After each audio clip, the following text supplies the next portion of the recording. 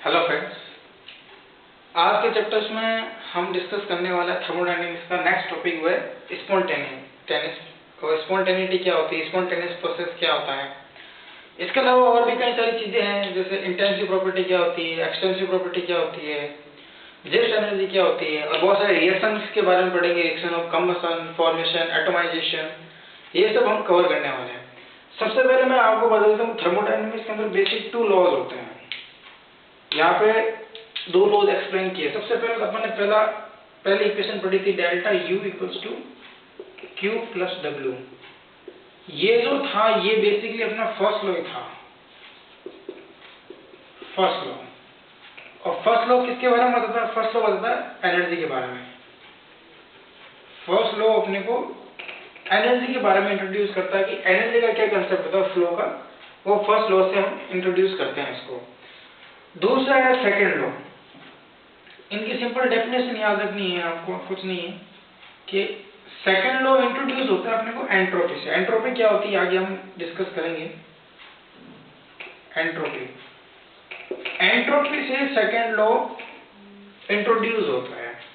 अतः second law की requirement क्यों पड़ी? फर्स्ट लॉ का ड्रॉबैक था, वो फ्लो ऑफ हीट के बारे में नहीं बताता था, जबकि सेकेंड लॉ अपने को बताएगा फ्लो ऑफ हीट के बारे में। हीट कैसे फ्लो होती है, फ्लो ऑफ हीट, और ये अपने को पता चलती है कार्नोट साइकिल से। कार्नोट नाम के साइंटिस्ट ने एक्सपेरिमेंटली प्रूव किया कि हीट कैसे फ्लो होती है, और एंट्रोपी मेजर भी कार्नोट साइकिल से ही होती है। इक्वेशन आता है सिंपल है कि एंट्रोपी किससे मेजर की जाती है, उसकी यूनिट होती है, वो भी कार्नोट साइकिल से अपन मेजर करता है। तो ये थोड़ा सा थ्योरी वाला पार्ट हो गया। अब हम स्टार्ट करते हैं एंट्रोपी, सॉरी स्पॉन्टेनियस।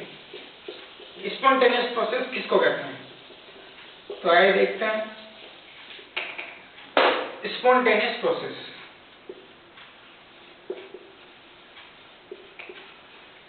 स्पॉन्टेनियस का मतलब होता है जो ऐसा प्रोसेस जो अपने आप कंडक्ट होता है। जैसे जितने भी नेचुरल प्रोसेस होते हैं वो अपने आप कंडक्ट होते हैं। जैसे मान लो इलेक्ट्रिसिटी का फ्लो है, वो क्या होगा, हाई पोटेंशियल से लो पोटेंशियल की तरफ फ्लो करेगा, राइट। हाई पोटेंशियल से लो की तरफ फ्लो करेगा। तो ये स्पॉन्टेनियस प्रोसेस में एक्सटर्नल एनर्जी की रिक्वायरमेंट नहीं है। जैसे कोई कम्बशन प्रोसेस हो गया, मान लो पेट्रोल है, पेट्रोल कम्बस हो रहा, तो एक बार इसको प्रोसेस को इनिशिएट करने की रिक्वायरमेंट, उसके बाद ये रिएक्शन अपना प्रोसीड होती चली जाएगी जब तक कि पूरा पेट्रोल कम्बस ना हो जाए। तो ये स्पॉन्टेनियस प्रोसेस है। वाटर का फ्लो होना, हाई माउंटेन से लो की तरफ फ्लो होना वाटर का, तो ये क्या हो गया, स्पॉन्टेनियस प्रोसेस हो गया। जैसे फोटोसिंथेसिस वाला प्रोसेस हो गया, ये क्या हो गया, स्पॉन्टेनियस प्रोसेस हो गया। तो जितने भी नेचुरल अकरिंग प्रोसेस होते हैं वो सारे स्पॉन्टेनियस प्रोसेस होते हैं।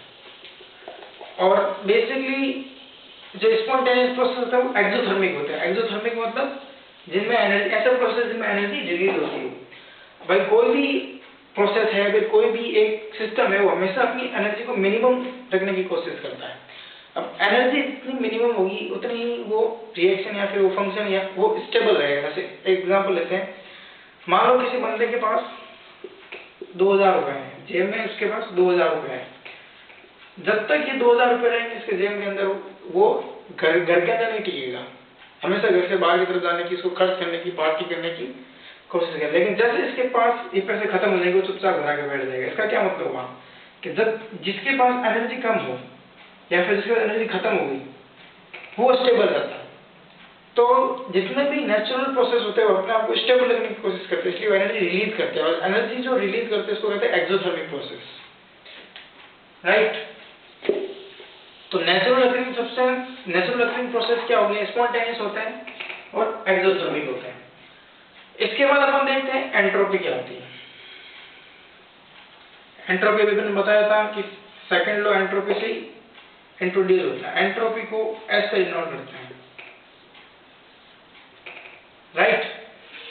एंट्रोपी है रैंडमनेस और डिसऑर्डर्डनेस, मतलब कि किसी भी पार्टिकल का रैंडम हो जाना, उसको कहते हैं एंट्रोपी। जैसे मान लो एक वाटर है 2 डिग्री सेल्सियस पे, इसको मैं बॉईल करता हूँ 50 डिग्री सेल्सियस पे, तो क्या होगा, इसके पार्टिकल का मोशन, रैंडम मोशन क्या हो जाएगा, इंक्रीज हो जाएगा। जैसे मोशन इंक्रीज होगा तो इसकी स्पॉन्टेनिटी क्या होगी, बढ़ जाएगी। मतलब स्पॉन्टेनियस का सिंपल मतलब क्या हो गया, रैंडमनेस। मतलब कैसे पार्टिकल का मोशन, रैंडम मोशन होना, इसको क्या कहते हैं, एंट्रोपी कहते हैं। अब बेसिक अगर एंट्रोपी का फॉर्मूला देखते हैं, उसके बाद बहुत सारे एग्जांपल दिखेंगे इसके लिए एंट्रोपी, जिससे अपने को इजीली समझ आ जाए। ऐसे एंट्रोपी से कैलकुलेट नहीं कर सकते, चेंज इन एंट्रोपी हम कैलकुलेट कर सकते हैं। एंट्रोपी का फॉर्मूला होता है एंथैल्पी अपॉन टेम्परेचर। ये इसका बेसिक फॉर्मूला होगा। ये अपना हो गया फॉर्मूला नंबर 7, राइट। जितने भी ये फॉर्मूला है ये आपको सीधे सीधे डायरेक्ट लर्न करना है कि एंट्रोपी का फॉर्मूला है change in enthalpy upon temperature. जैसे कुछ एग्जांपल लेते हैं, जैसे मान लो मैंने एक वाटर ले लिया, आइस सॉलिड है, एक ले लिया मैंने लिक्विड, और एक वेपर ले लिया गैस की फॉर्म में। तो एंट्रोपी सबसे ज्यादा किसकी होगी, जिसमें रैंडमनेस ज्यादा होगी। तो गैस के पार्टिकलों में जानते हैं रैंडमनेस ज्यादा होती है, उनका मोशन फास्ट होता। तो ये ऑर्डर ऑफ एंट्रोपी होगी, सबसे ज्यादा गैस, फिर लिक्विड, फिर सॉलिड की एंट्रोपी होती है। जैसे मान लो एक एग्जांपल और ले लेते हैं,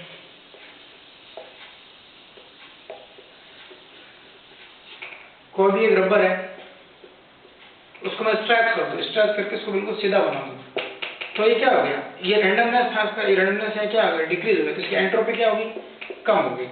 और एक यहाँ पे बेसिक एग्जांपल है जो कई बार पूछा जाता है कि एग है अपने पास, एक एग है, ठीक है, उसको बॉईल किया, बॉईल करने के बाद आफ्टर बॉईल एंट्रोपी इंक्रीज होगी डिक्रीज होगी। दिमाग में क्या आता है कि यार एग है, एग के अंदर वाटर होता है, जैसे ही अपन बॉईल करते हैं तो वो सॉलिड बन जाता है। दिमाग में बात आती है यार तो लिक्विड से सॉलिड गया तो एंट्रोपी डिक्रीज होनी चाहिए, लेकिन यहाँ पे अपने को वाटर से मतलब नहीं है। यहाँ पे जो इनका प्रोटीन का स्ट्रक्चर जो होता है ना, प्रोटीन का स्ट्रक्चर वो बॉईल करने के बाद इसका हेलिकल स्ट्रक्चर होता है वो डिसओरिएंटेड हो जाता है। इसमें जब एग बॉयल नहीं था तो इसका स्ट्रक्चर हेलिकल था, प्रोटीन का स्ट्रक्चर। जैसे इसको बॉयल करते ही स्ट्रक्चर रैंडम हो जाता है, तो इसकी एंट्रोपी इंक्रीज होती है। सीधा याद रखना आपको कि एग को अगर बॉयल करेंगे तो इसकी एंट्रोपी क्या हो जाएगी, बढ़ जाएगी, इंक्रीज हो जाएगी, राइट।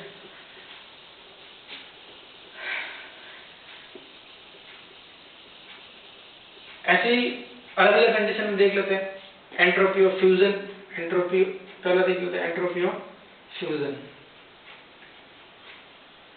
फ्यूजन का मतलब हो गया सॉलिड से लिक्विड में कन्वर्ट होना। तो इसका फॉर्मूला क्या हो जाएगा, delta F fusion delta H upon T. दूसरा हो जाएगा एंट्रोपी ऑफ वेपोराइजेशन, वेपोराइजेशन का मतलब हो गया लिक्विड से गैस बनना। थर्ड हो गया एंट्रोपी ऑफ सब्लिमेशन, तो सब्लिमेशन में क्या मतलब होगा, डायरेक्ट सॉलिड से गैस बन गया। इसका एग्जांपल हो गया कैम्फर की जो टैबलेट्स होती है, कपूर की गोलियां जो होती है, उसको अपने एयर में रखते तो वो सॉलिड से सीधी गैस बन जाती है, दिखती नहीं है अपने को, लिक्विड में स्टेट में नहीं आती, सीधे सॉलिड से क्या होती है, गैस बन जाती है। अपन उसको रखते तो कुछ 10 दिन में वो गायब हो जाती है टैबलेट। तो क्या हुआ, सॉलिड से सीधी गैस बन गई, तो उसको क्या बोलते हैं, सब्लिमेशन बोलते हैं। ये जो टर्म्स है ये इससे सीधा क्वेश्चन पूछा नहीं जाता, लेकिन न्यूमेरिकल्स के अंदर ये काफी यूज आएगा और आपको ये सीधे सीधे ध्यान करनी है इसको। फ्यूजन किसको कहते हैं, वेपोराइजेशन किसको कहते हैं, सब्लिमेशन किसको कहते हैं, ये सब आगे काम आने वाली है। अगर कोई रिएक्शन दे रखी है मान लो और उसकी एंट्रोपी निकालनी है, मान लो कोई रिएक्शन है a x mole of A plus y mole of B gives z mole of C, इसकी एंट्रोपी निकालनी है अपने को। तो एंट्रोपी कैसे निकालेंगे, product entropy of product minus entropy of reactant, simply निकाल लेंगे तो क्या निकल जाएगा, अपनी एंट्रोपी निकल जाएगी, राइट। ये ऐसे बेसिक से क्वेश्चन पूछे जाते हैं बाहर। एंट्रोपी देख लिया बहुत हमने, इसके बाद कुछ और टर्म है।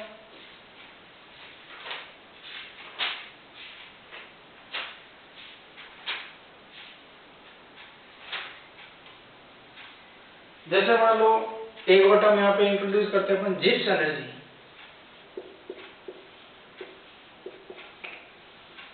जिप्स एनर्जी, जिप्स एनर्जी और ये एंट्रोपी, दो ऐसी टर्म हैं जो अपने को रिएक्शन स्पॉन्टेनियस है या नहीं है उसके बारे में बताती है। At constant temperature and pressure, condition क्या होनी चाहिए, अगर टेम्परेचर कांस्टेंट है, टेम्परेचर और प्रेशर दोनों कांस्टेंट है, उस टर्म में जिप्स एनर्जी क्या करेगी, अपने को रिएक्शन के बारे में बताएगी, अगर रिएक्शन स्पॉन्टेनियस है या फिर नॉन स्पॉन्टेनियस है, राइट। जिप्स एनर्जी जो है क्या होती है देख लेते हैं, जी से डिनोट करते हैं। ये किसी भी रिएक्शन की, किसी भी रिएक्टेंट की वो एनर्जी होती है जो यूजफुल वर्क करने में यूज आती है रिएक्शन के अंदर, उसको सिंपली जिप्स एनर्जी कहते हैं। ये तो इसकी थ्योरी होगी। अब क्वेश्चन कैसे आते हैं, मान लो कोई भी एक रिएक्शन दे दी, इसको सीधा अपन याद कर सकते हैं, अगर जिप्स एनर्जी इक्वल टू 0 है, 0 के बराबर आ गई, या क्वेश्चन में दे रखी हो या फिर आफ्टर कैलकुलेशन हमें पता चले कि जिप्स एनर्जी है 0, इसका क्या मतलब है, इसका मतलब है कोई भी रिएक्शन जो है वो इक्विलिब्रियम कंडीशन में है, वो रिएक्शन इक्विलिब्रियम स्टेट में, ना तो फॉरवर्ड और बैकवर्ड दोनों इक्वली मूव कर रही है। इक्विलिब्रियम का मतलब ये नहीं कि रिएक्शन थम गई, इसका ये मतलब होता है कि रिएक्शन जितनी फॉरवर्ड है उतनी बैकवर्ड है, स्टॉप नहीं होती है, राइट। दूसरी है, अगर ये ग्रेटर देन 0 है, पॉजिटिव, ग्रेटर देन 0 मतलब क्या है, पॉजिटिव, पॉजिटिव हो गया, इसका मतलब ये हो गया नॉन स्पॉन्टेनियस, राइट। और अगर ये नेगेटिव है, डेल्टा जी नेगेटिव तो मतलब स्पॉन्टेनियस। अब आप याद कैसे करोगे इसको, कैसे याद रहेगा, मैंने क्या कहा, जिप्स एनर्जी जो होती है रिएक्शन की, वो एनर्जी होती है जो यूजफुल वर्क में काम आती है। अब मैंने कहा delta G, change in Gibbs energy negative, इसका क्या मतलब है, डेल्टा जी क्या होता है, G2 माइनस G1। ये नेगेटिव कब आएगा, जब G2 कम होगा, मतलब एनर्जी कम होगी। और अभी थोड़ी देर मैंने पहले बताया था, जिसके पास एनर्जी कम होती है वो स्टेबल होता है, स्पॉन्टेनियस प्रोसेस हमेशा अपने आप को स्टेबल करने की कोशिश करता है। तो यहाँ पे G2 कम हुआ, मतलब एनर्जी कम हुई मतलब वो स्टेबल हो गया, तो प्रोसेस क्या हो गया, स्पॉन्टेनियस हो गया। ऐसे ये है यहाँ पे कि डेल्टा जी अगर ग्रेटर देन 0 होगा, पॉजिटिव है, पॉजिटिव का मतलब क्या, G2 बढ़ा है, बढ़ गया, मतलब एनर्जी और आ गई उसके पास, और आ गई तो मतलब वो घर पर तो टिकना ही नहीं है उसको, मतलब वो स्टेबल नहीं रहेगा, वो इधर उधर भटकता रहेगा।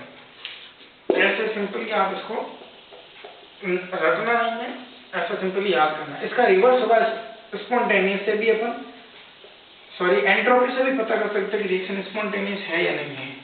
कैसे देखते हैं और समझते हैं। जैसे मान लो एंट्रोपी मैंने कहा, अगर 0 है तो रिएक्शन क्या होगी, इक्विलिब्रियम में होगी, ये तो सेम हो गया। अब एंट्रोपी क्या हुआ, अगर मैंने कहा एंट्रोपी आई पॉजिटिव, राइट, ग्रेटर देन 0, तो यहाँ पे क्या होगा, रिएक्शन स्पॉन्टेनियस होगा, है ना। जिप्स एनर्जी में तो उल्टा था, अपन ने समझ लिया क्यों होता है नॉन स्पॉन्टेनियस वहां पे, यहाँ पे क्या होता है, स्पॉन्टेनियस होता है। कैसे, मान लो इसको लिख सकते हैं S2 माइनस S1।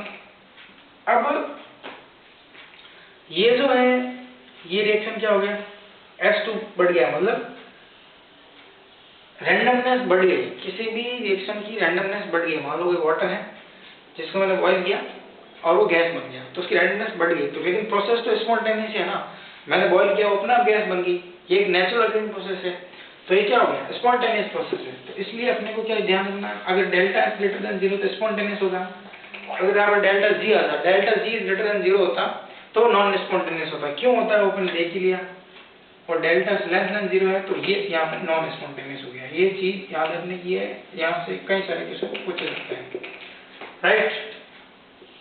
तो ये अपने स्पॉन्टेनियस देख लिया, जिप्स एनर्जी देख ली, एंट्रोपी देख ली क्या होती है। ये कुछ टर्म्स है जो बार बार क्वेश्चन में यूज आती है, इन्हीं से क्वेश्चन मोस्टली पूछा जाता है, राइट। अभी हम देखेंगे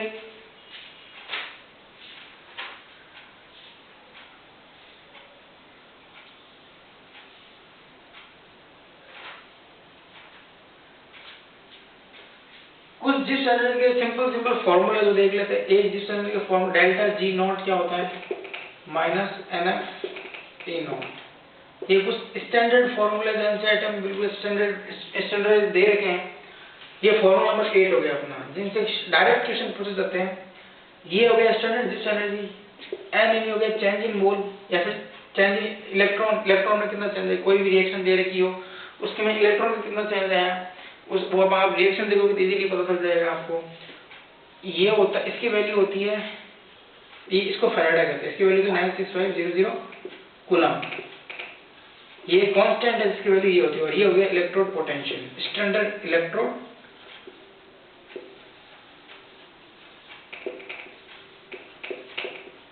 ये अभी तो आपको सिंपल याद रखना है इस फॉर्मूले को। ये फॉर्मूला जो है क्लास 12 के चैप्टर से डिराइव होता है। वहां पे चैप्टर है इलेक्ट्रोड वाला चैप्टर है, वहां से डिराइव हुआ है फॉर्मूला। ये फॉर्मूला आया कैसे, अभी आपको सीधा याद रखना है कि delta G not minus NF E not. इससे कई बार क्वेश्चन पूछे जाते हैं, बोर्ड में तो नहीं पूछे जाएंगे, कंप्यूटर एग्जाम में कई बार पूछे जाते हैं। इनके एक दो फॉर्मूला और होते हैं, वो भी देख लेते हैं। आगे जो माइनस साइन था उसका भी आपको याद रखना कि माइनस साइन होता है। वहां पर पहले अपन ने देखा था वर्क डन में भी माइनस साइन था, यहाँ पर भी माइनस साइन है। अब अगला जो फॉर्मूला आएगा उसमें भी माइनस साइन होगा। डेल्टा जी नॉट क्या हो गया, माइनस 2.303 RT log K। ये आपको पता ही है, ये गैस कांस्टेंट हो गया, ये टेम्परेचर हो गया, और ये क्या हो गया, equilibrium constant, equilibrium constant, right. ये भी फॉर्मूला जो है क्लास 12 की चैप्टर 3 जो है वहां से ये डिराइव होता है। तो अब अभी आपने को दिमाग नहीं लगाना, सीधा ये फॉर्मूला लर्न करना, सीधा क्वेश्चन आता है इसके अंदर। और एनसीईआरटी में फॉर्मूला सीधा सीधा दे रहेगा। आर की वैल्यू जो मैंने आपको पहले भी बताई थी, आर की 3 वैल्यू होती है। एक होती है 8.31 जूल पर मोल पर केल्विन, एक होती है 0.08 लीटर एटीएम पर मोल पर केल्विन, एक होती है 2 कैलोरी पर मोल पर केल्विन। 8.31 0.08 लीटर एटीएम है तो 0.08, जूल में है तो 8.31 और कैलोरी में है तो 2, राइट। ये बहुत इंपॉर्टेंट है आर की वैल्यू, ये न्यूमेरिकल में बहुत ज्यादा यूज होने वाली है। कुछ 2-4 पॉइंट है थर्मोडायनेमिक्स में ऐसे जो आपको शॉर्ट नोट बना के याद कर लेना है, एक साथ इन सबको लिखना है। आर की वैल्यू होगी, जितने भी फॉर्मूले हैं वर्क डन के हो गए, जिस एनर्जी के फॉर्मूले हो गए, वो सब एक साथ लिखने हैं। उससे क्या होता है, जब आप क्वेश्चन करने बैठोगे, अगर आप कोई चीज बाई चांस भूल जाते तो शॉर्ट नोट्स में डायरेक्ट देख के उसको कर सकते हो। एक दो बार देख के करोगे तो इजीली आपको लर्न हो जाएंगे और फिर आपको हमेशा याद हो जाएंगे। ये जिस एनर्जी को फॉर्मूला देखें और कुछ देखते हैं क्या है।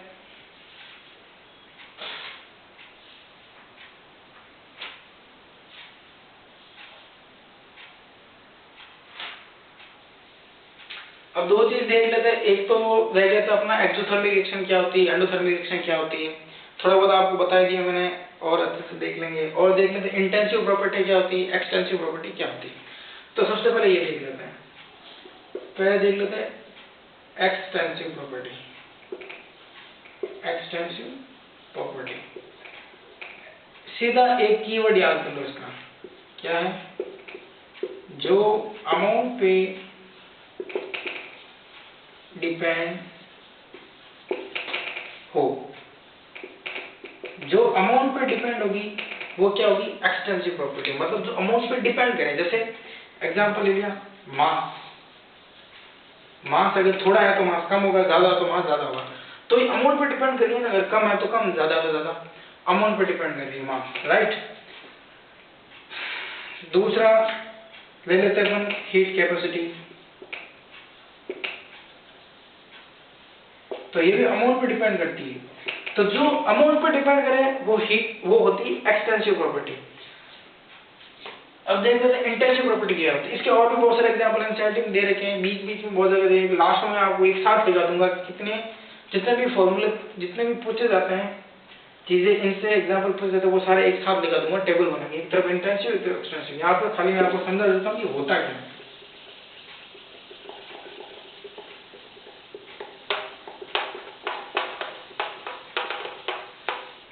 अब आता है intensive property. Intensive property, extensive property क्या थी, जो अमाउंट पे डिपेंड करे, इंटेंसिव जो अमाउंट पे डिपेंड ना करे। जैसे मान लिया मैंने टेम्परेचर, टेम्परेचर मैंने कहा 2 डिग्री सेल्सियस टेम्परेचर है किसी का, अब 2 degree Celsius temperature 100 litre water का भी हो सकता है, तो ये वो 2 डिग्री होगा। इसमें से अगर मैं 1 लीटर वाटर अलग कर दूं तब भी उसका टेम्परेचर 2 डिग्री सेल्सियस ही होगा। तो ये अमाउंट पर कहाँ डिपेंड किया, 100 लीटर वाटर है तब भी उसका 2 डिग्री है, अगर उसमें से 1 लीटर अलग कर दो तो उसका भी 2 डिग्री है। तो ये क्या हो गया, ये इंटेंसिव प्रॉपर्टी अमाउंट पे डिपेंड नहीं करना, ठीक है। एक मान लीजिए रिफ्रैक्टिव इंडेक्स, रिफ्रैक्टिव इंडेक्स या फिजिक्स में पढ़ोगे होता है क्या, थोड़ा सा मैं बता देता हूँ। रिफ्रैक्टिव इंडेक्स होती है किसी मटेरियल की प्रॉपर्टी होती है, उसके अंदर क्या ओरिएंटेशन होता है उसका रिफ्रैक्टिव इंडेक्स। जैसे मान लो एक बोर्ड है, अगर बोर्ड का मैं यहाँ से पीस बाहर निकालूं, टुकड़ा निकाल के देखो उसके अंदर मॉलिक्यूल की स्टडी करूँ, उसका जो अरेंजमेंट है वो यहाँ का पूरा बोर्ड का सेम ही रहेगा, तो उसको क्या कहते हैं रिफ्रैक्टिव इंडेक्स। तो वो अमाउंट पे डिपेंड नहीं कर रहा है, तो वो क्या होगी इंटेंसिव प्रॉपर्टी, ठीक है। तो ये सिंपल सा डिफरेंस हो गया इंटेंसिव प्रॉपर्टी और एक्सटेंसिव प्रॉपर्टी। और एक चीज और ध्यान रखनी है यहाँ पे आपको, जैसे मैंने कहा हीट कैपेसिटी क्या थी, एक्सटेंसिव प्रॉपर्टी थी, लेकिन मोलर हीट कैपेसिटी क्या होगा, इंटेंसिव प्रॉपर्टी की। ऐसे जितनी भी टर्म है जिनके आगे मोलर लग जाता है वो हमेशा क्या होती है इंटेंसिव प्रॉपर्टी। जैसे मान लो एंट्रोपी मान ली, एंट्रोपी क्या होगी एक्सटेंसिव प्रॉपर्टी, मोलर एंट्रोपी क्या होगी इंटेंसिव प्रॉपर्टी। ऐसी बहुत सारी चीजें और एग्जांपल इसके मैं लास्ट में एक साथ लिखवा दूंगा। अब देखते हैं एंडोथर्मिक और एक्सोथर्मिक क्या होती है। थोड़ी देर पहले मैं आपको बताता एक्सोथर्मिक क्या होता है। एक्सोथर्मिक वो रिएक्शन जिसके अंदर हीट रिलीज हो, ठीक है। जैसे मान लो कोई भी एक ये रिएक्टेंट है, टूट के प्रोडक्ट बना, ठीक है।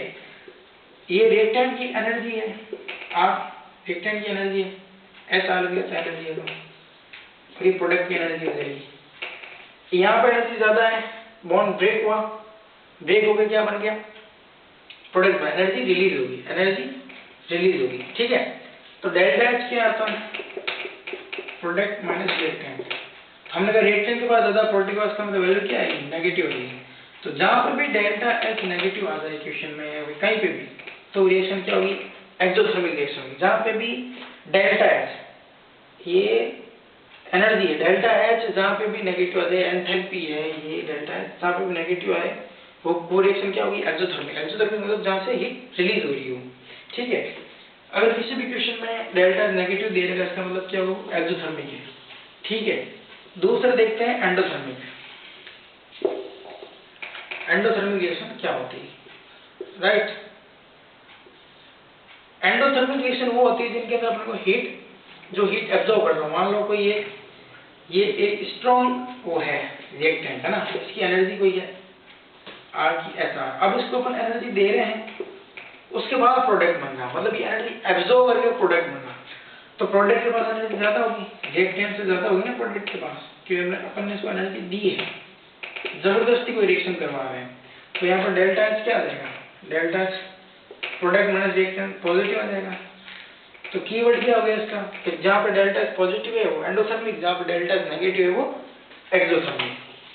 सिंपल सी ये चीजें न्यूमेरिकल में काम आने वाली है हमें, राइट।